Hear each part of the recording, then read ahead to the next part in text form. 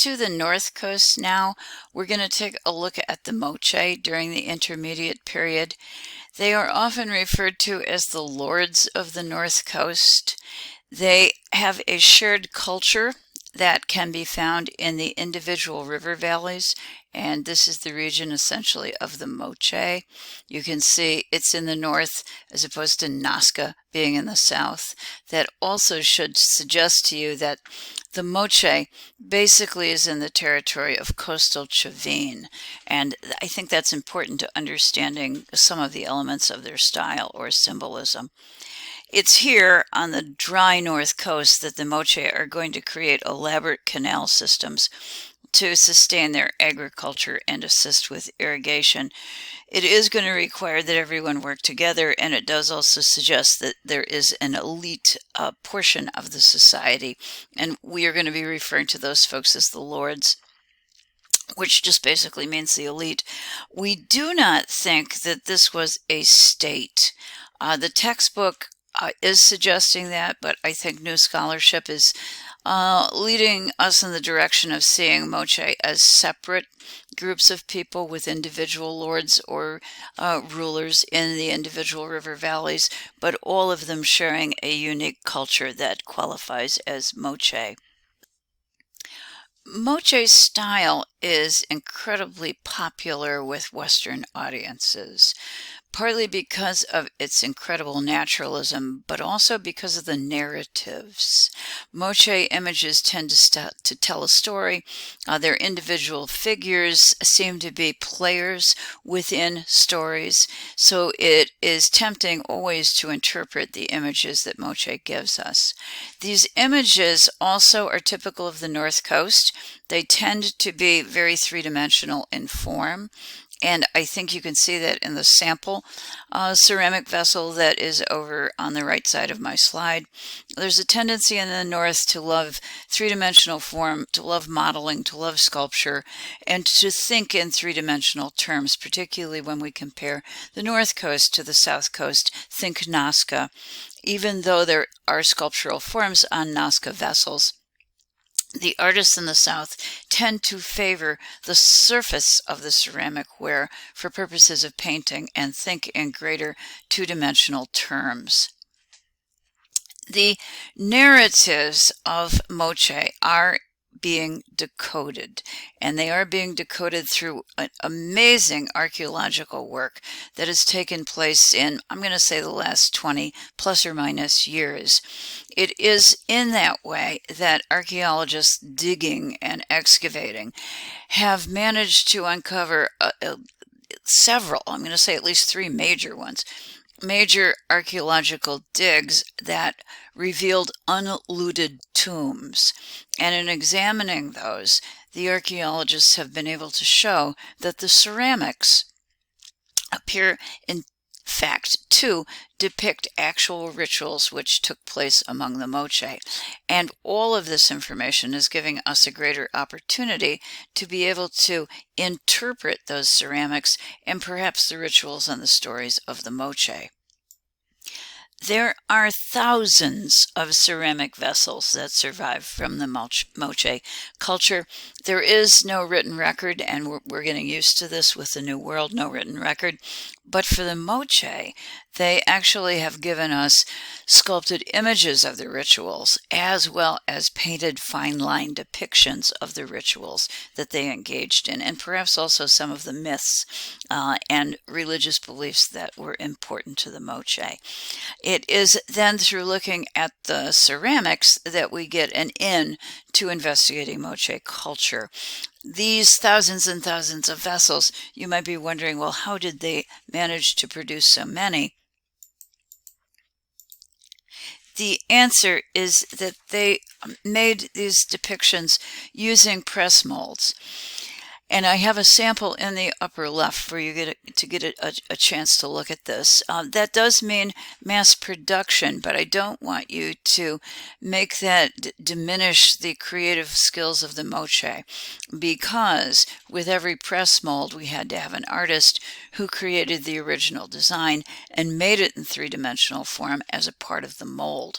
The image then had to be painted, and that would be done by hand. And then the piece had to be fired, and it also had to be distributed, which seems to have been an important goal of the Moche. Lots of ceramic ware, and to distribute it, sometimes at quite a distance from the place that it was made. The penchant for mass production also shows up in the bricks that the Moche created. The figure up above, figure 78, comes from our textbook, and that represents the marks that are placed on the bricks. Just on the Temple of the Sun, the Huaca del Sol, in the Moche Valley alone, it was required to produce 143 million adobe bricks. These are marked, I believe, to take credit from for the social group producing them. They were probably made by a group or a clan, and I've got some of the bricks below so that you can actually see some of the marks on them. In this particular case, I'm going to disagree a little bit with our textbook. Our textbook author is indicating that that's a kind of personal signature. I think that it is more of a record of fulfilling a social obligation to the Lord or to the government, basically, by a group or a clan, or perhaps if you want to think of it as a workshop director, so that there's a mark for each workshop. It is a form of what we're going to call with the Inca the mita, which is simply a labor tax, and I think this is an early form that appears among the Moche. The Moche, remember, were a group ruled by an elite. The elite was able to command a labor force, and it would have been your obligation to make a commitment and add to the well-being of society by helping in the construction of your local temple, which is what these 143 million adobe bricks would have done. The classic vessel shape in the North Coast under the Moche was the stirrup spout vessel, and yes, it is shaped like a horse's stirrup with a spout coming out of it. It is not what we would expect, perhaps, but it serves the purpose particularly well along a desert coast because it keeps the liquid from evaporating. It protects the liquid inside the container very well. It also provides a very easy way to carry the vessel. It can be easily carried by hand, or you could string a rope through the opening so that it would be easy to perhaps carry over your back or attach to a belt. It also conveys ideas of duality, and of course, along with that, notions of tinku, two opposites coming together, perhaps forcibly, to create a single whole. But for the Moche, this also probably is an important reference to Chavin. The two vessels on the right are Moche. The vessel on the left is coastal Chavin, as just a sample to kind of remind us that Chavin and coastal Chavin also engaged in the use of stirrup spout vessels. For the Moche, by referencing Chavin, they're making themselves acquire prestige through association. We're kind of reviving forms, but we're associating with those forms. Again, very much like we do in the United States by referencing ancient Greece in terms of our public architecture. For those of you who might like to get an idea of how these were made, they were produced as mold-made images, and they do go through a number of stages, the last of which would be the painting in slip and then firing the image. If you are interested in how to make a stirrup spout, I have photographed and included the directions at the top left of the slide, just to give you an idea of some of the steps that would have been involved in creating one of these vessels.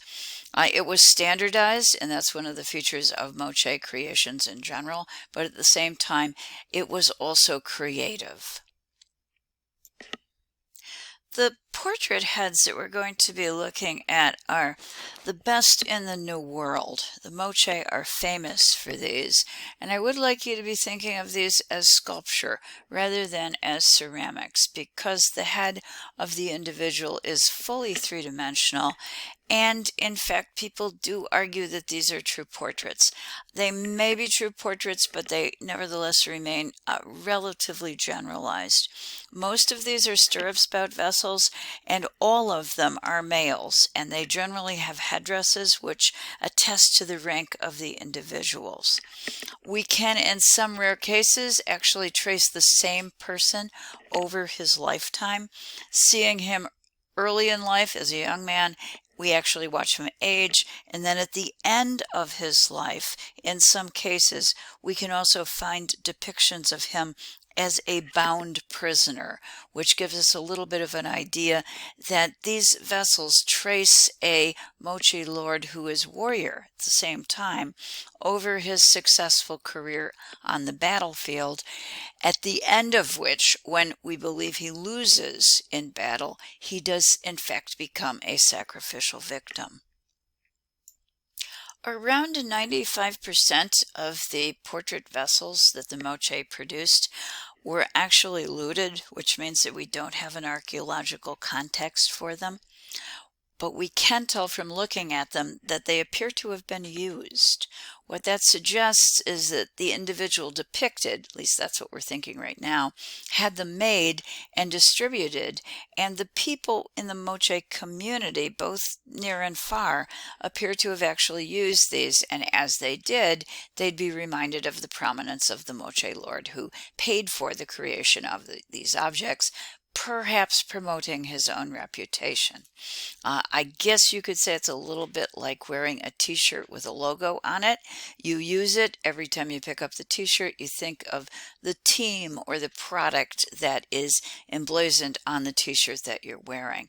And if it is a gift, you are always, in a way, kind of reminded of the debt you have to the person who gave you that gift.